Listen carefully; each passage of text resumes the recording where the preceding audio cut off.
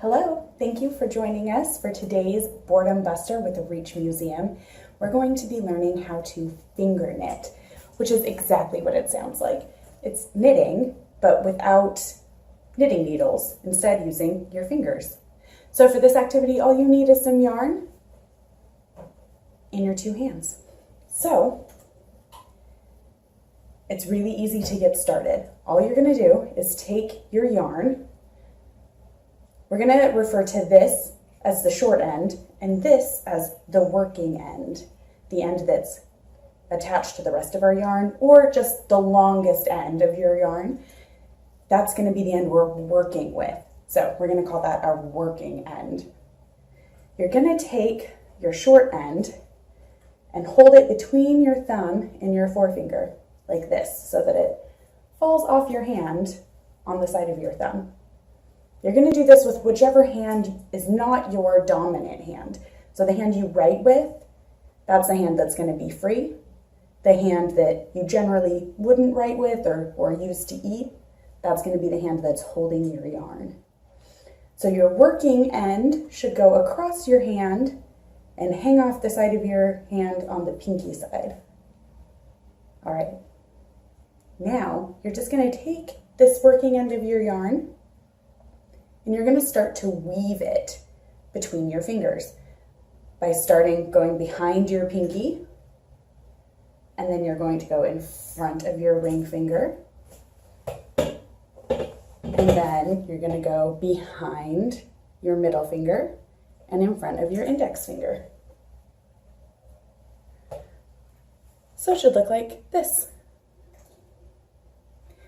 Now you're going to go back the other way, just keep weaving. So behind your index finger, and then in front of your middle finger, behind your ring finger, in front of your pinky. So it'll look like this.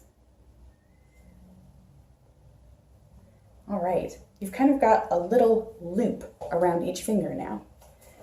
So now we're going to do a special part that you're not going to repeat again. You're going to take your working end, you're going to wrap it all the way around all four of your fingers, and then back across the front to hang off the end of your pinky again. So from the back, it looks like this. From your side, it should look like this.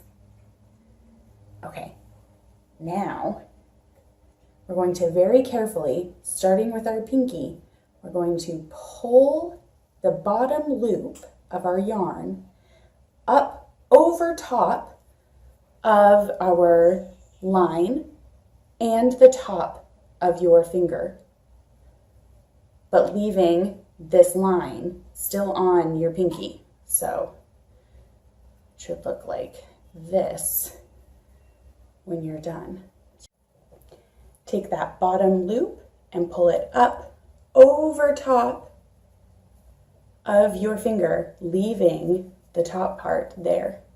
Let me see if I can show you again, but with my fingers not so much in the way. I kind of bend my finger to keep the other one in place, just like that. Okay, we're going to do it with all four of our fingers. All right, at this point, you can let go of this short end of your yarn if you want to. You don't need to worry about keeping it on your hand. And just concentrate on the weaving. So we're going to go back to that second step where we just started to weave our yarn around. We'll go behind our pinky, on top of our ring finger, behind our middle finger, on top of our index finger, and then back the other way. Behind, in front, until our yarn hangs off the end of our pinky.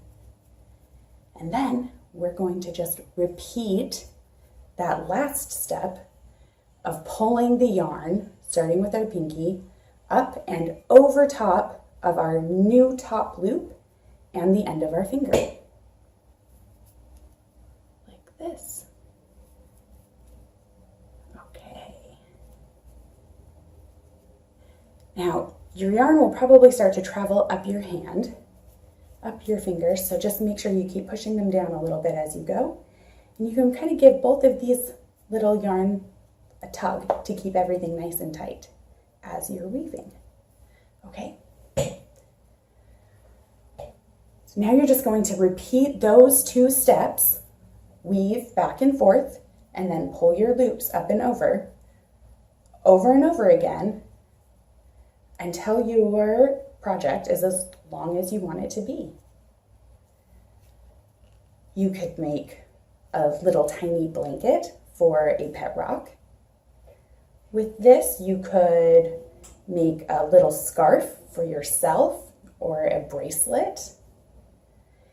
You don't have to use all 4 fingers when you make a finger knitting project either. If you just use 2 fingers, your project will probably end up being exactly the right width to be a scarf for a pet rock. Okay. We're just going to keep doing those steps, weaving back and forth, and then pulling our loops up over the top, pushing our yarn down our fingers every once in a while, maybe giving our working end a little tug on our fingers to keep it nice and tight. Okay, and you'll notice there's something starting to form down here as I work.